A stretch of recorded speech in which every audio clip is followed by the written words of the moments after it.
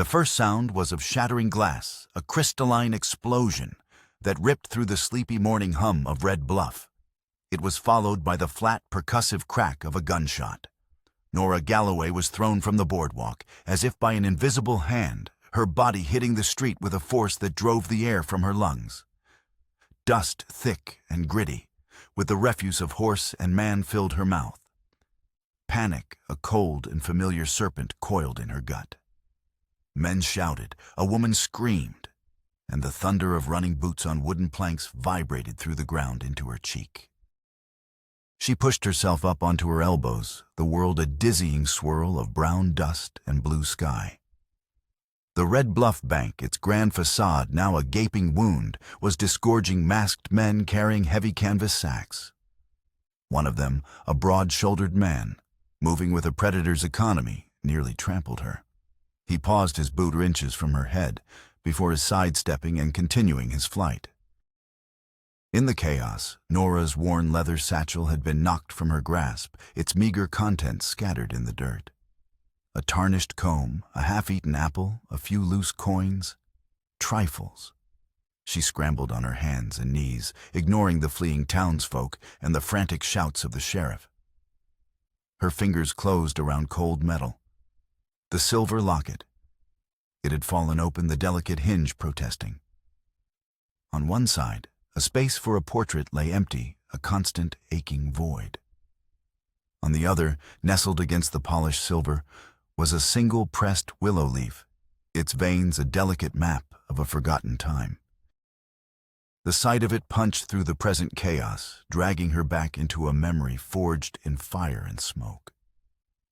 The smell of kerosene, sharp and sickening, overwhelmed the scent of Wyoming dust. The roar of flames became a living thing consuming the dry Kansas timber of her family's ranch house, its voice a symphony of destruction. She was 16 again, helpless, watching the orange tongues lick at a moonless sky. And through the inferno, her father's final choked words reached her, a desperate legacy shouted over the screams of dying horses.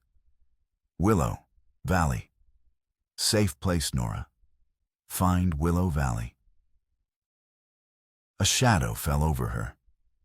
Nora looked up from the locket, blinking the phantom ash from her eyes. One of the robbers, the leader by his bearing, had stopped. He was a tall man, a dirty bandana covering the lower half of his face, but his eyes were visible cold and gray beneath the brim of his hat. A jagged scar, old and white, cut a severe path through his left eyebrow. His gaze dropped from her face to the locket in her hand, to the tiny, preserved leaf. For a fraction of a second, something flickered in those hard eyes. Not recognition precisely, but an unnerving flicker of appraisal, as if he were seeing a piece of a puzzle he hadn't known was missing. Then the moment was gone. He grunted a sound of dismissal and vaulted onto a waiting horse, disappearing in a cloud of dust and stolen hope. Nora remained kneeling in the street, long after the hoofbeats had faded, the locket clutched so tightly its edges bit into her palm. The bank robbery was a violent ripple on the surface of her life, but the scarred man's momentary glance had disturbed something deeper. It felt like the scrape of a key against a lock she had long thought rusted shut. She snapped the locket closed, the click a sound of finality, and pushed herself to her feet. The immediate problem wasn't memory or mystery. It was survival. The few dollars she had possessed were now scattered to the winds or scooped up by the robbers. She was alone, penniless, and standing in the heart of a town that had just been bled dry. Red Bluff was not a town. It was a wound carved into the earth by Silas Devo's insatiable hunger for coal, its streets choked with the dust of progress and despair. The original homesteads were crowded out by hastily built shacks that leaned against each other like weary drunks, their unpainted lumber already graying under the relentless Wyoming sun. The air was a constant haze of coal smoke from the mines that scarred the surrounding hills, a gritty perfume that settled on everything, turning white shirts to gray and hope to resignation. The Blue Lark Saloon. Its sign, a caricature of a bird that looked more like a battered crow, seemed to be the town's true center, spilling forth a steady stream of rough men with empty pockets and hollow eyes. Nora walked through this landscape of desperate ambition, her back straight, her gaze fixed ahead. Pride was a luxury she couldn't afford, but she held on to it anyway, like a lucky coin worn smooth by handling. She needed work, any work, and the whispers that followed the bank robbery all pointed in one direction and the big cattle drives gathering south of town. She found the camp sprawling along Sage Creek, a temporary city of canvas and leather, smelling of cattle coffee and nervous men. $1 a day wasn't a wage. It was survival. She squared her shoulders. Survival was a skill she had perfected in fire and ash. She would not fail now. The trail boss was a man named Jake Clemens, a figure seemingly hewn from the tough landscape itself. He stood knee-deep in a swirl of horses, his face a roadmap of sun-etched lines checking hooves with a practiced efficiency that spoke of a lifetime spent under open skies. "Heard you're looking for a cook," Nora called out, her voice steady despite the tremor in her hands. Clemens straightened his eyes, narrowing as he took in her worn dress and the determined set of her jaw. "You ever cooked for 30 hungry cowboys, miss?"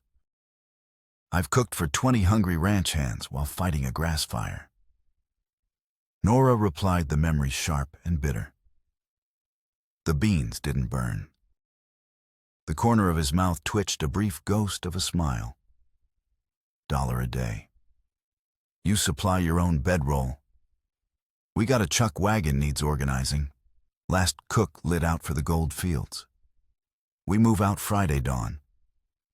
He paused, his gaze sharpening. You're running from something. I don't need trouble following my drive. Just running to something? Nora said the words tasting of a truth she was only just beginning to understand. A fresh start. Fair enough, Clemens grunted, seemingly satisfied. We all got our reasons. He pointed a calloused thumb toward a sturdy wagon with a canvas-covered box built onto its bed. That's your kitchen. As Nora started toward the wagon, a commotion erupted near the creek. A lone rider on a spotted pony was facing down 3 men in the dark uniforms of the Devo Mining Company. The horseman sat easy in his saddle, a picture of calm defiance. But Nora, trained in the art of reading danger, in small things, saw how his right hand rested near his hip, where the handle of a hunting knife protruded from a leather sheath. I don't care what Mr. Devo wants surveyed. The rider was saying, his voice carrying the careful cadence of someone for whom English was a second language. This is open range. Your boss has no claim here. Mr. Devo's got interests all through these parts. One of the miners sneered, his hand resting on the butt of his pistol. Smart folks learn to accommodate those interests. Then I must not be smart folks. The lead miner took a menacing step forward. Listen here, Breed. The slur hung in the air, ugly and sharp. Nora saw the rider's shoulders tense. She saw Jake Clemens start to move his face a thundercloud. And in that instant, she made a decision that was probably foolish, but felt undeniably right. She strode directly into the space between the two groups, pulling her father's old pocket watch from her skirt. Mr. Clemens, she called out, her voice ringing with a false cheerfulness that made everyone turn. If I'm to have this wagon ready by Friday, I'll need to inventory supplies today. This gentleman, she nodded crisply toward the rider, promised to show me which merchants in town deal fair. Didn't you, sir? The rider's dark, intelligent eyes met hers. For a heartbeat, he seemed surprised then. A flicker of understanding and amusement passed through them. He played along without missing a beat. That's right, miss. Campbell's for flour, Morrison's for coffee. Stay clear of the company store unless you enjoy being robbed in broad daylight. The miners were thrown off balance, the confrontation deflated by this sudden intrusion of domesticity. The lead man, his face mottled with anger, glared at the rider. "This ain't over, Red Horse." "Never thought it was the man," replied his voice dangerously quiet. "A man who needs 3 guns to say his piece usually has nothing worth saying." The miners retreated their swagger, failing to hide their loss of face. Once they were out of earshot, the rider dismounted in a single fluid motion. "I didn't need rescuing," he said, the corner of his mouth lifting. "Neither did I," Nora countered. "Guess we're even." He offered his hand, a gesture of respect she hadn't expected. "Elijah Red Horse. Folks call me Eli. Eleanor Galloway. Nora." His handshake was firm, his palm calloused from rope and rifle. "You always jump into other people's fights, Miss Galloway." "Only when they're unfair ones. 3 against 1 isn't sporting." "No," he agreed, his gaze lingering on her for a moment. "It's not." As they walked toward the sparse collection of wagons, Eli, leading his paint mare Nora, overheard 2 cowboys talking in low tones. Devo's men again. Heard Silas Devo's trying to push those homesteaders out of Willow Valley for good. The name struck her like a physical blow. Willow Valley. Her father's last words. The safe place. Now it was a name linked to Silas Devo, the man whose greed choked the very air of Red Bluff. A cold dread settled over her. She hadn't been running to a fresh start. She had been running toward the heart of the very trouble that had destroyed her past. Her decision to intervene, to stand with Eli against those men, had not been a random act of courage. It felt like destiny. She had just formally declared her allegiance in a war she hadn't even known she was meant to fight. The first hint of sabotage came not with a bang, but with an unnatural quiet. 3 days out from Red Bluff, the vast Wyoming plains fell into an eerie silence just before dawn. The usual lowing of the cattle ceased, replaced by a nervous energy that rippled through the herd of 4,000 longhorns like a phantom current. Nora, already awake by the chuck wagon, felt the change in the air, a tension that prickled the skin. From a distant ridge she caught a flash of reflected light, a brief sharp glint of sun on glass or polished metal. It was gone in an instant, but the image lodged in her mind like a splinter. Then the world exploded. A low rumble became a deafening thunder, a sound that wasn't just heard, but felt a seismic force that shook the very ground beneath the wagon. Stampede, the cry went up from the night guard, a thin thread of human panic against the elemental roar. "Stay with the wagon," Eli yelled, already a blur of motion, as he sprinted for his paint mare. But Nora had been raised on a ranch. She knew the devastating calculus of a stampede. This was not just a force of nature. It was a weapon. She threw the half-filled coffee pot aside and leaped onto the wagon's seat, the reins of the 4-horse team already in her hands. In the gray pre-dawn light, the herd was a living river of horn and hide, flowing directly toward the supply wagons, a dark tide of destruction. Cowboys on horseback were ghosts in the dust, their shouts swallowed by the maelstrom.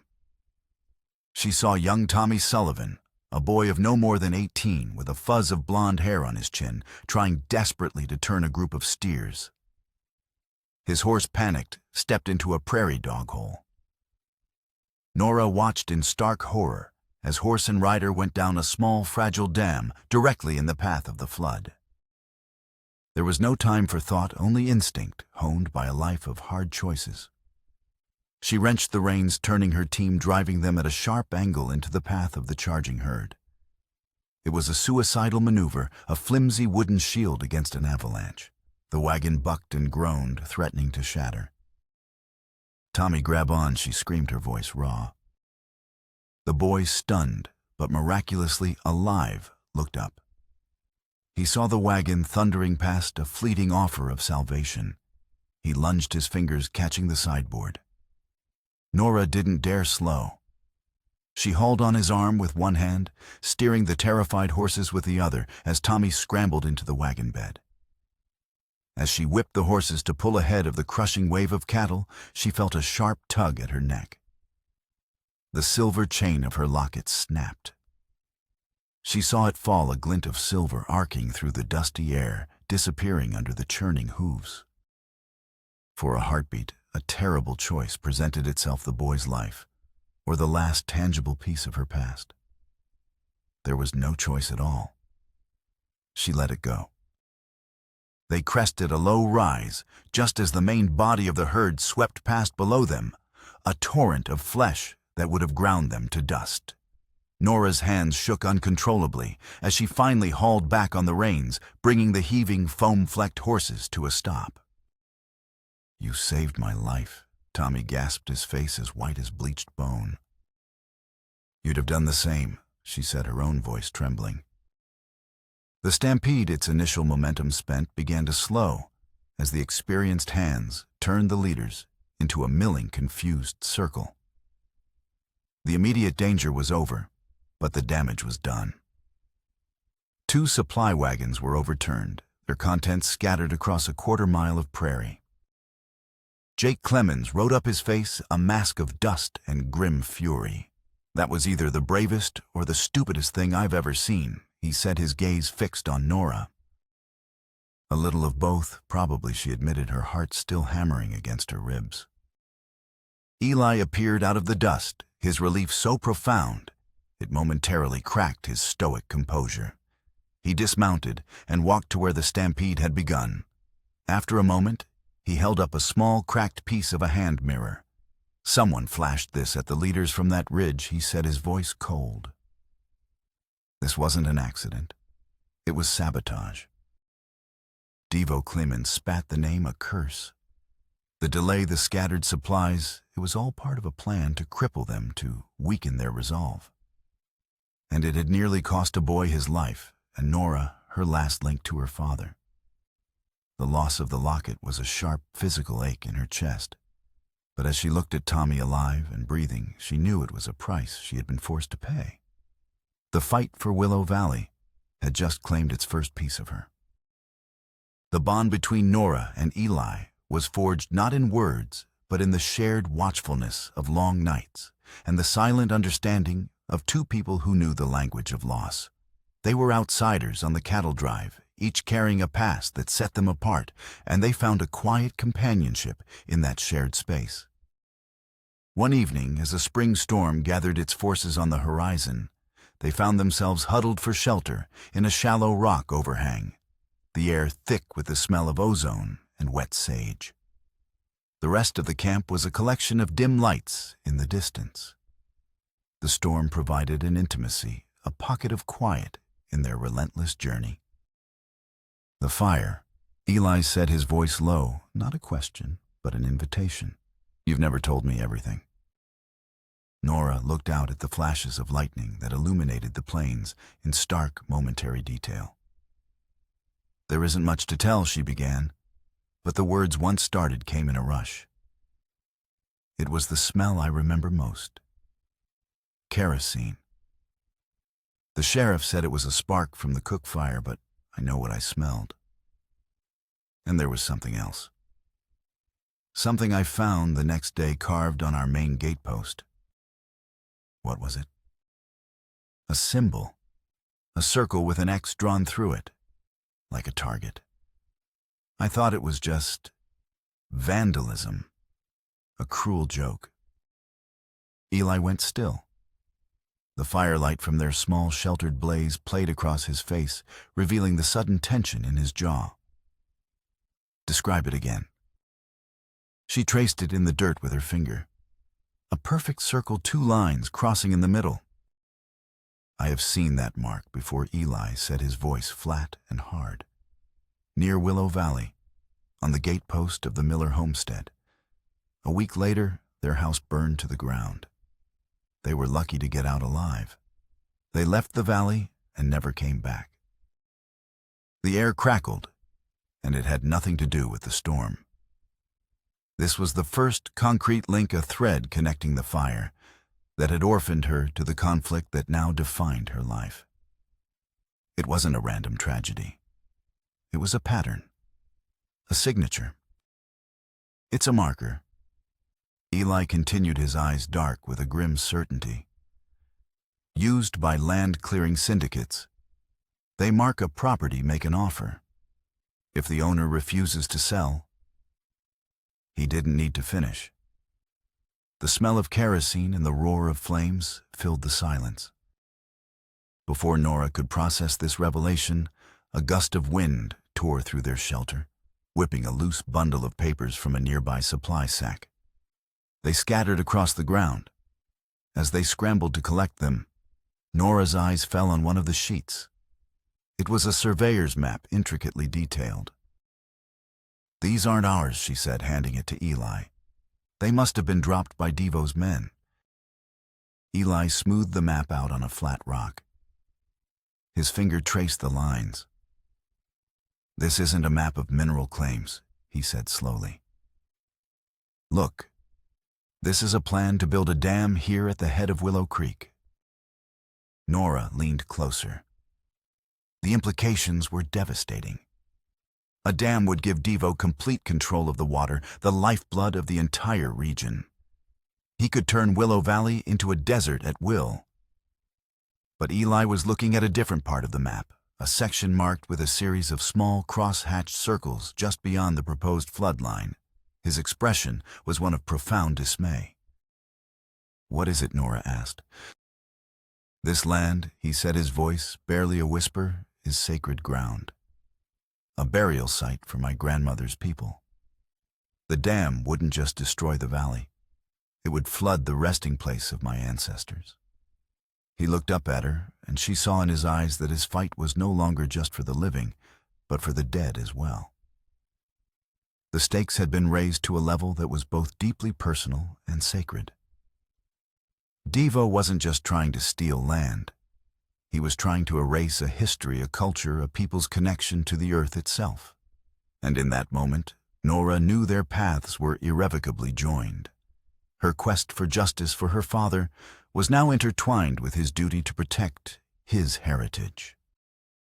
The cattle drive had become a backdrop to a more urgent journey. Every mile closer to Cheyenne was a mile further from the truth they needed to uncover. They knew they had to leave to ride for Willow Valley and warn the families of the dam of the true nature of Devo's plan. The decision was made in the quiet hours before dawn, a pact sealed by a shared look of grim determination. As they were making their preparations, a young cowboy named Billy, who had taken a quiet liking to Nora, approached her hesitantly. "Miss Galloway," he stammered, twisting his hat in his hands. "Found this back in Red Bluff after the robbery. It was mixed in with some other things being cleaned out of a foreclosed office. I saw your pa's name on one of the envelopes. Thought you might want it." He handed her a thick oilskin-wrapped packet of letters. Nora's breath caught. The address was written in her father's precise, familiar hand. With trembling fingers, she untied the string. The first letter was dated 2 years prior. It was from Silas Devo. Her heart hammered against her ribs. She sat on the tailgate of the chuck wagon, the rising sun casting long shadows across the plains, and began to read. The world around her, the lowing cattle, the jingle of harnesses, the smell of brewing coffee faded away. The letters told a story she could never have imagined. Her father, John Galloway, a brilliant and respected surveyor, had not been a simple rancher. He had been Silas Devo's business partner. They had come west together, filled with plans to build an empire. Devo had the money and the ambition. Her father had the skill and the integrity, the uncanny ability to read the land and see its potential. But the partnership had soured. Letter by letter, Nora watched the trust erode. Her father's correspondence grew sharper, filled with questions and accusations. Silas. One letter read, "The claim you filed on the Black Creek parcel is fraudulent. I surveyed that land myself. There is no silver. You are using my name and my reputation to legitimize your theft from the railroad." Devo's replies were smooth dismissive, full of reassurances that were transparently false. Then came the final letter from her father, dated just weeks before the fire. It was a copy, his own record of the ultimatum he had sent. "Silas, this is my final warning. I have compiled a master ledger detailing every fraudulent claim, every falsified survey, every family you have pushed out through intimidation and illegal means. It contains proof of your entire criminal enterprise.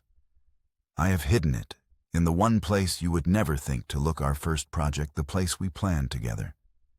The place I still believe could be a sanctuary. I have hidden it in Willow Valley. If you do not cease your activities and make restitution, I will turn the ledger over to the federal authorities." Nora dropped the letter as if it had burned her. The world tilted on its axis. Everything she thought she knew was a lie. Her father wasn't just a victim of random greed. He had been murdered to silence him. And Willow Valley, it wasn't just a random target. It was the key.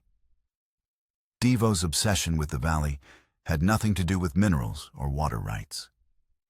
He was hunting for the one thing that could destroy him, her father's ledger.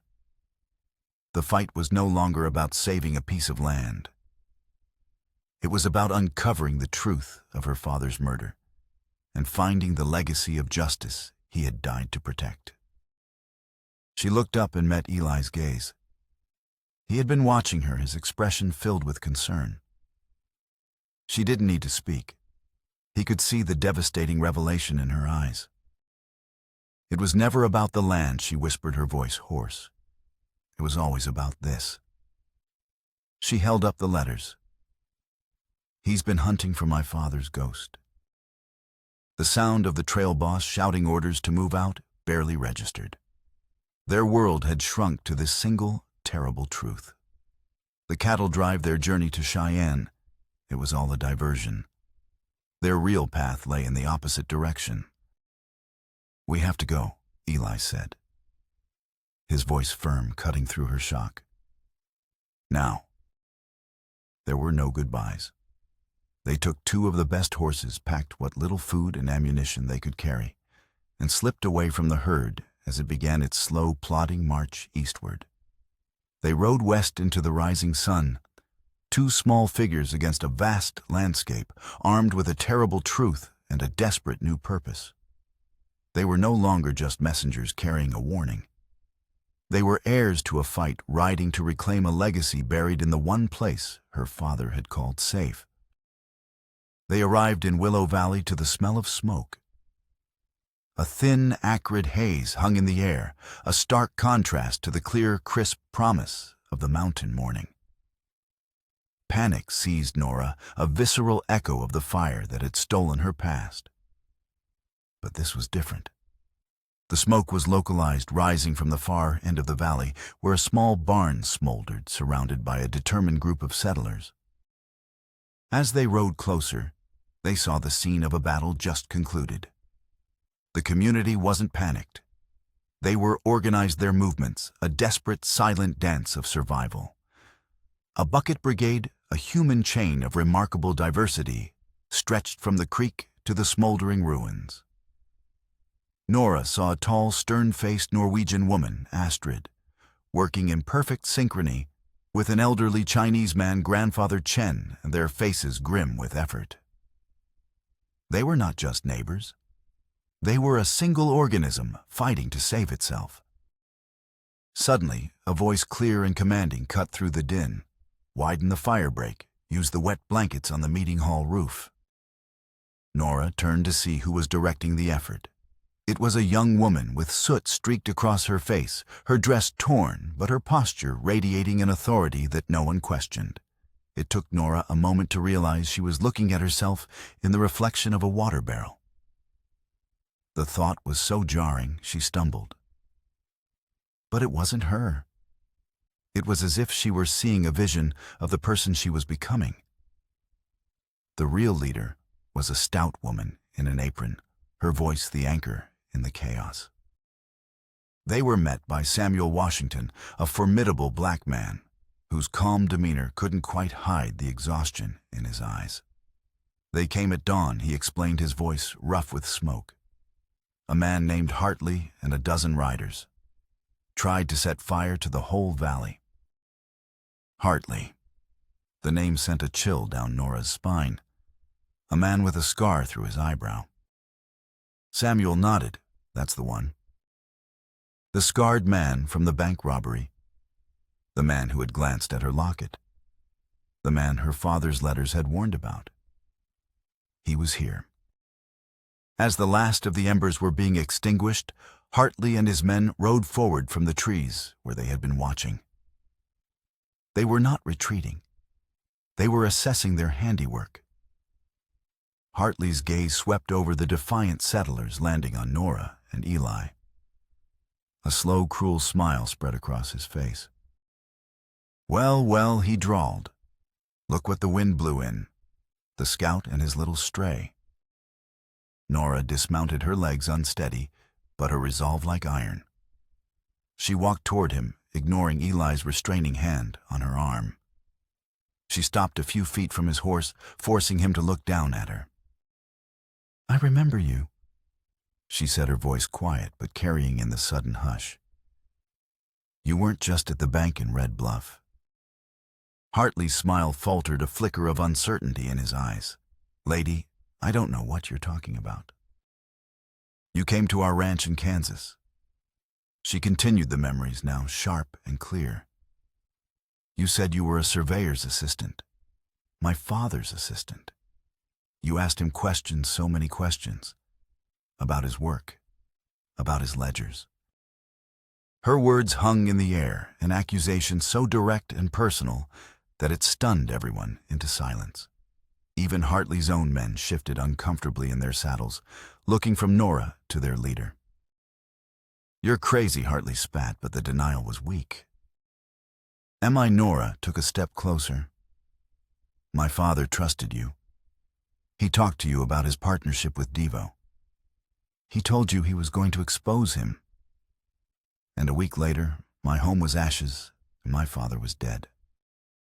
She saw it then in the slight widening of his eyes, the tightening of his hand on the reins.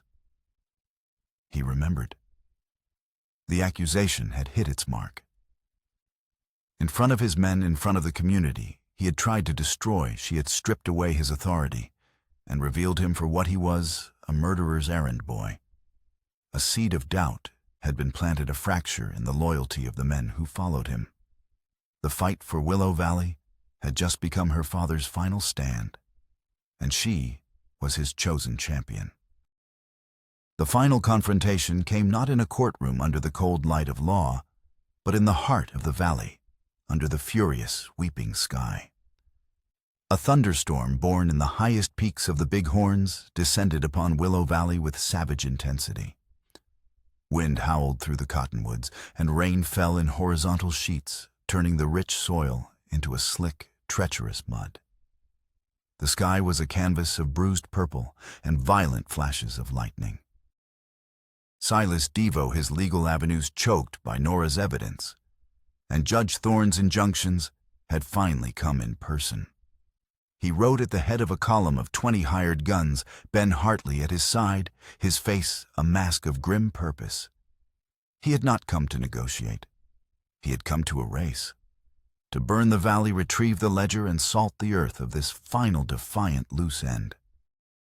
The battle was a chaotic, mud-slicked affair. The settlers, outnumbered but fighting for their homes, used the terrain to their advantage.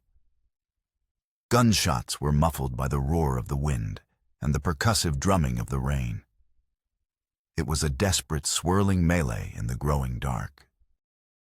A stray bolt of lightning struck the tall pine tree beside the half-built meeting hall, the driest structure in the valley. The wood, seasoned and dry, exploded into flame. The ledger, Nora cried the words torn from her throat. It was inside, hidden beneath a loose floorboard, in the very room where the community had voted to stand and fight. while Eli and the others held back Devo's men, fighting a desperate battle to protect the homes and the sacred burial grounds that lay just beyond the creek. Nora ran toward the fire. The heat was a physical blow, the smoke a suffocating blanket. She pulled her wet neckerchief over her face and plunged into the burning structure. Inside the world was an inferno of roaring flames and collapsing timbers. She found the loose floorboard, her hands burning as she pried it up. There it was, her father's leather-bound ledger, miraculously untouched. She seized it, turning to flee, and came face to face with Ben Hartley. His face was demonic in the flickering firelight, his clothes soaked, his eyes burning with a desperate fury. "Give it to me," he snarled, lunging for her.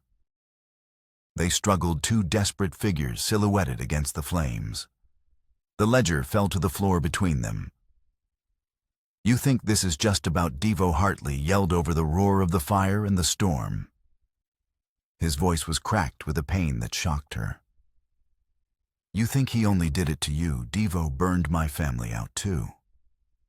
In Colorado, I saw my father die fighting a fire just like this one. He forced me into his service, told me he'd kill my sister if I didn't do his bidding." The secondary twist, the revelation of his own tragedy, hit Nora with the force of a physical blow. He wasn't a monster. He was a man trapped, a victim who had become a perpetrator. At that exact moment, a massive roof beam, charred and groaning, crashed down between them. Nora scrambled back, but Hartley was too slow. The beam pinned his legs to the floor, the heat from the burning wood instantly scorching his trousers. He screamed, a sound of pure agony. The ledger lay just beyond her reach, near the flames. The fire was spreading, the smoke thickening. She had a choice, stark and absolute. She could grab the ledger, the proof of all Devo's crimes, the key to justice for her father, and leave Hartley, the man who had helped murder him, to burn. Or she could save him and risk losing everything. She looked from the book to the man. She saw not the scarred enforcer from Red Bluff, but a broken man paying for his choices in the most terrible way. She saw his sister, another potential victim of Devo's cruelty. And in that fiery crucible, she understood her true purpose. Justice wasn't about revenge. It was about breaking the cycle of violence that men like Devo created. "We are not him," she said the words of vow. Ignoring the flames licking at her skirts, she put her shoulder to the heavy beam. With a strength born of pure adrenaline and conviction, she heaved. The beam shifted just enough. She dragged Hartley, screaming and half-conscious, away from the fire and toward the door. Behind her, a section of the roof collapsed, burying her father's ledger in a cascade of fire and sparks. She had made her choice. She had chosen mercy over vengeance, a man's life over a book of proof. In saving her enemy, Nora had won her ultimate victory. As the storm's fury abated, giving way to a steady cleansing rain, the aftermath of the battle became clear. The fire in the meeting hall was a smoldering ruin, but the rest of the valley had been saved. Devo's hired guns, their leader lost, and their will broken by the ferocity of the settlers' defense, had surrendered. Silas Devo himself was found near the creek. His expensive suit ruined his face, a mask of disbelief. Samuel Washington and Joseph Tallbear stood over him, their rifles steady. He was a king without a kingdom, a powerful man brought low by the collective will of the people he had tried to crush. They held him for the federal marshals, who were already on their way, summoned by a rider sent out at the first sign of trouble. Nora knelt in the mud beside Ben Hartley, tearing strips from her petticoat to bandage his horrific burns. He was conscious, his eyes lucid with pain and a dawning terrible understanding. "The ledger," he rasped. "It's gone." "Some things are more important," Nora said simply. Tears streamed down Hartley's soot-stained cheeks, mixing with the rain. "Why," he whispered, "after what I did to your father?" Because my father believed in building things, not burning them down, she said. That includes people. Humbled and broken, Hartley gave a full confession right there in the mud, with a dozen settlers as witnesses. He told them everything about Nora's father, about his own family, about the long list of Devo's crimes. His testimony, freely given, would be more powerful than any book of accounts. As the sun began to rise, painting the bruised clouds in hues of pink and gold, the community began to assess the damage. Their meeting hall was gone, and several other structures were damaged, but their spirit was utterly unbroken. They had faced the monster and won. Eli found Nora sitting on an overturned wagon, staring at the sunrise. He said nothing, simply sat beside her and gently took her arm. A long, angry burn marred her forearm, a souvenir from the fire. He produced a small tin of salve from his pouch and began to tend to the wound, his touch gentle and sure. It was a quiet, intimate moment that spoke more than any grand declaration. In the shared silence, surrounded by the evidence of their struggle and their victory, they solidified a bond that had been forged in fire and tempered in the storm. They had lost the ledger, but they had saved each other, and in doing so had saved the soul of Willow Valley. Months later, in the full bloom of late spring, Willow Valley was not just rebuilt, it was reborn. The new meeting hall stood in the center of the settlement, built from the timber of the surrounding hills by the hands of every man, woman, and child. The fields were a vibrant green, promising a bountiful harvest. The air was filled with the sounds of hammers, children's laughter, and the steady, hopeful rhythm of life. Nora stood on a high ridge overlooking the valley, the place she and Eli now called home. A gentle breeze rustled the leaves of the new aspen trees. Beside her was a simple, newly carved headstone. It didn't read like the markers in the Sheridan Cemetery. It said only, John Galloway. Surveyor, father. He built things that last. She took the silver locket from her pocket. It was tarnished and dented, a survivor of stampedes and fire. She opened it and carefully removed the withered 2-year-old willow leaf. Its journey was over. She plucked a fresh green leaf from a nearby sapling, its veins pulsing with life, and placed it inside the locket. Then, with a quiet finality, she closed the silver case and placed it at the base of the headstone, leaving it there among the wildflowers. It was a symbolic act, a release.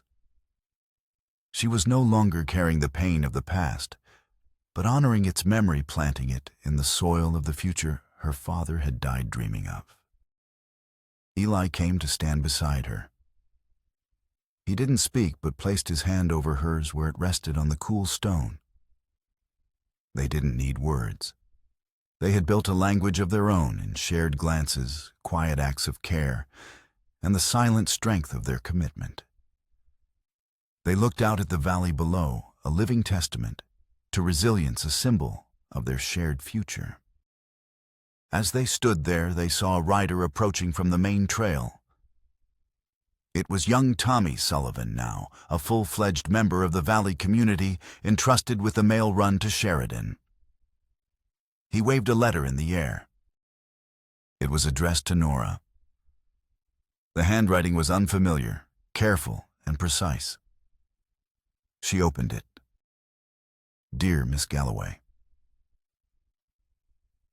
It read, My name is Sarah Hartley. My brother Ben told me what you did.